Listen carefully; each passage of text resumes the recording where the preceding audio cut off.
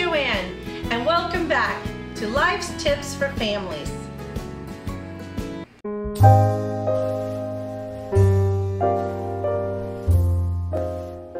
All right, let's get started. Today I'm going to teach you how to make your own laundry soap. As you can imagine, with 11 kids at home, there was always a lot of laundry, and that used to eat up quite a bit of our budget money. But a friend of mine taught me this recipe years ago, and I have used it ever since. It took the cost of laundry using just the lowest, cheapest detergent that I could, from 75 cents to $1 a load. It brought it all the way down to around 15 cents a load of clothes. And I've never gone back. The kids, it makes their clothes nice and clean. And so let's get started. And I'm gonna tell you what's in it. Also too, my girls were always so sensitive.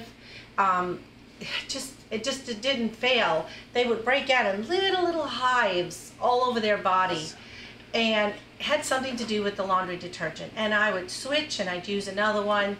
And at one point I was buying expensive brands, and it just didn't matter. It seemed like they would just still break out. But since I've used this, none of the 11 children broke out with any type of hives or red rashes. So let's get started. Here's a list of things that you're going to need. You can use Ivory soap or Zote, all right, or Fels Naptha. If you can't find it in your local grocery store, look online. Amazon sells a lot of these things, and also Walmart. Another thing you're going to need is super washing soda. Super washing soda by Arm & Hammer. Now, I couldn't find this in a lot of places. I had to go to Farm Fresh, but it was still kind of hard to find. So I ended up ordering a whole bunch, and this was years ago, and I still have some left. So you can order it online. The last ingredients, well, almost the last ingredients, is borax. You use borax. This is easier to find. It's a detergent booster, and it works really well. The last thing is essential oils. Now, I love the smell of lavender. So you do not have to add anything. There was many times that I added nothing else except for all the other ingredients that I showed you. But sometimes I do add a little bit of lavender. All right, so let's get started. You're going to need a big pot. Now, this is a very big pot, but you can just use your 8-quart pot that you have with your sets. That's fine. And you're going to put all the ingredients in. Now, I'm making a double batch, all right? So I'm putting in my borax, my washing soda. Don't worry about it if it's lumpy. Now, for the soap, you're gonna need, I'm gonna move this to the side here a little bit so you can see this. Now, you're gonna need a grater that you grate your cheeses with, and you just grate your soap. Just go straight down. I'm gonna show you just a little bit here.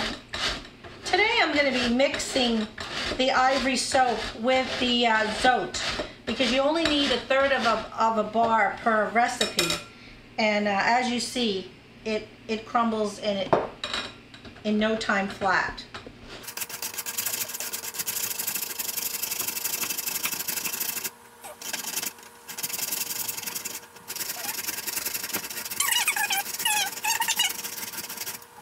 All right, as you can see, we're just about done shredding it here. And here we have the shredded Naptha and the Zote, and the Ivory. See the Ivory underneath here. In the recipe down below, you'll have all the measurements. And again, I'm doing a double batter because there's more of us at home. So, but normally it's only 1/3 of a bar of the Zote or 1 whole bar of the Ivory. All right, so you're gonna take this and you're gonna put it in your bowl. Just kind of get all that soap in there. Oh, another thing too is you can use, if you make homemade soap, you can use a bar of that. That's totally fine. It will work just as well if you have homemade soaps that you make or you buy. Those work too. Alrighty, so now we're gonna put 6 cups per batter. So a total of 12 cups. So that's 4 cups.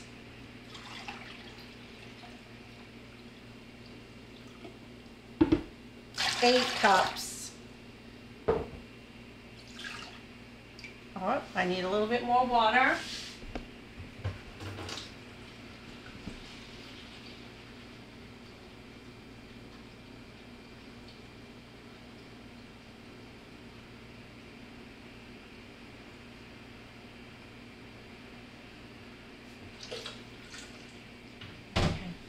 Just gonna fill this up enough to, whoop, got splashed over here.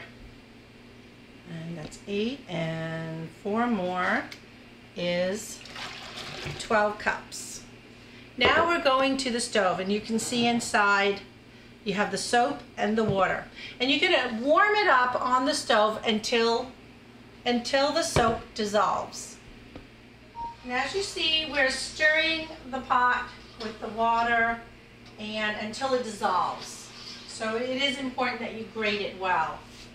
Don't do what I just did and leave some little bit of chunks, but otherwise it's all melted. All right, next we're gonna add the washing soda and the borax. I put it all in one bowl to make it a little easier. And we're just gonna put it straight into it. Okay, put that off to the side. We're going to stir it until it all dissolves. Now while this is going on, I've already put my tea kettle on because for each batch you need 4 cups of hot boiling water.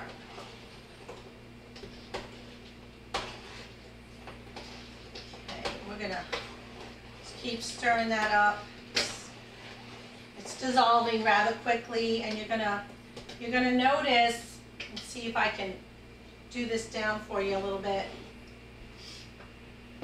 You can look through the bubbles. It's starting to get almost like egg drop soup.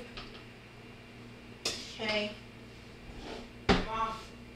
Now, yes, I am going to continue to stir this. Got a few lumps in here I'm trying to get out.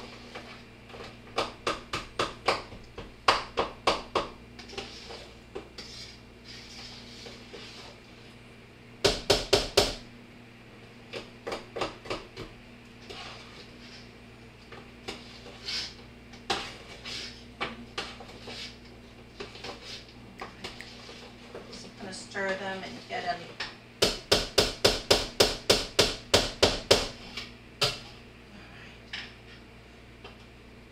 Now, when you read the recipe, down below it tells you if you want to make it more heavy duty, and because I had 5 boys, the girls got just as dirty, but my boys really knew how to grind in the dirt in their jeans and stuff. I made mine the more heavy duty, concentrated. So we're gonna, which just simply means I added extra borax and extra washing soda in each of my batters.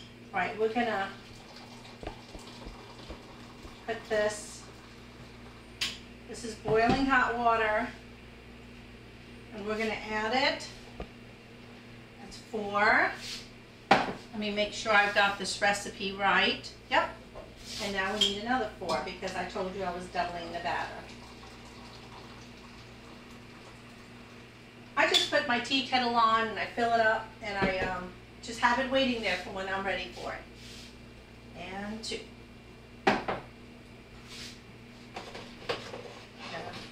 Mix it up.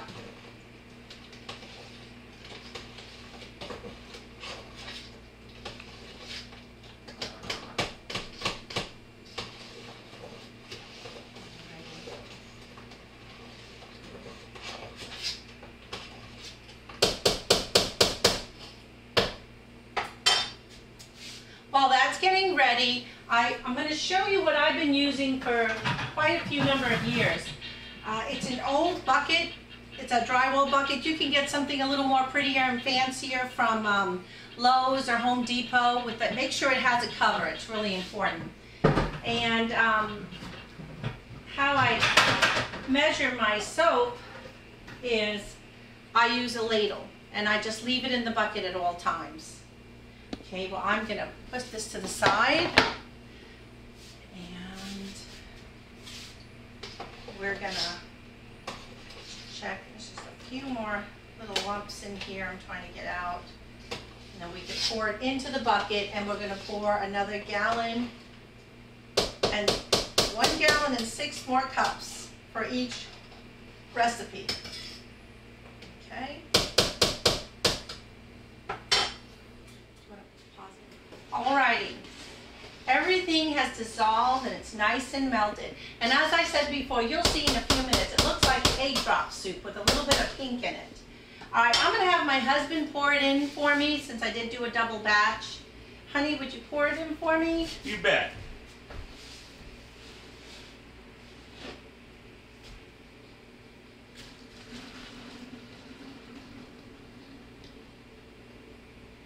You can see the... Smells like your soup, honey.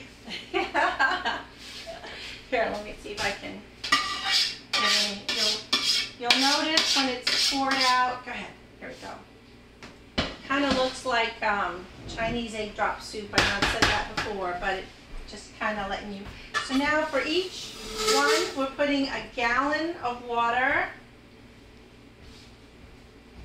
And put that over here. I need a little bit more. I need 12 cups more. So here's the 2nd gallon of water. Alrighty, and we're gonna just stir that up. And I'm gonna get 12 more cups of water and then we're done. Right. You can see the consistency already starting to solidify.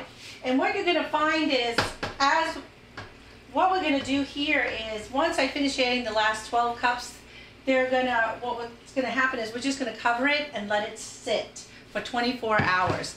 Now, some of the moms that I know that use the same recipe, they say they don't wait 24 hours. They've used it the same day. You know, I haven't had any problems with it. Usually I make it and then I use it at least within 12 hours. But sometimes it's 24 hours. All right, let's add those last 12 cups of water. Here we go. It gives me my 5-gallon bucket. And I'm just going to stir it up.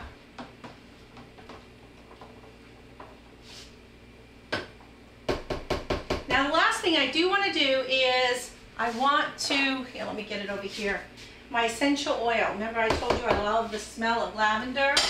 So I got a lot of soap on my hands already. See how it's already starting to thicken, as you can see. I'm just going to use my apron. It's one of the reasons why I love aprons. Saves my outfit for the day. Okay, and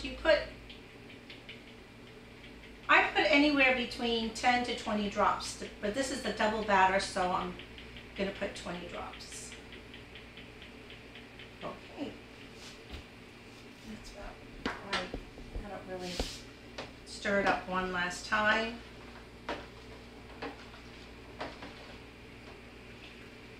And it is done. As you can see, this is the foam on top, but you see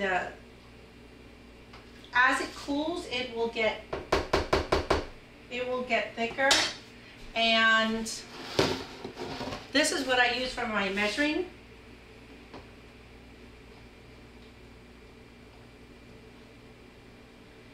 Now I don't put that much in. I put a half a scoop in. All right, but I just leave it there, cover it up, and it's ready to go. I hope you enjoyed this video. If you like it, give me a thumbs up and subscribe.